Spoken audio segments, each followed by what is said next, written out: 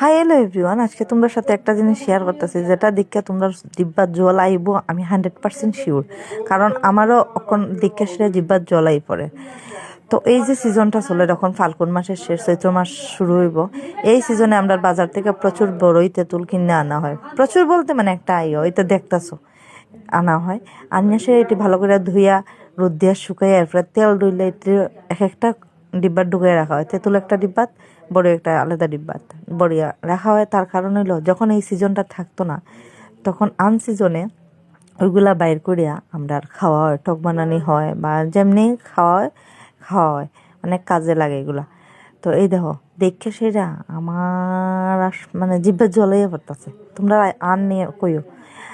আর যখন এগুলা সব থেকে মজার বিষয় হলো, যখন এগুলো আমি ডিব্বার ভিতরে ঢুকাই, তখন যে কতটা খাইছি তার কোনো মানে আইডিয়া নাই। আমার মুখ ট করেছে দাঁতত, মানে এতটা খাইছে আমার, এখনো আমার দেখে মনে হয় খাই লিতাম।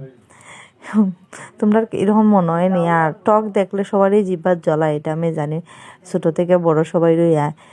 তো কেমন লাগলো আমার এই ভিডিওটা কইও, আর এরকম কে কে করো তাও জানি। চলো টাটা।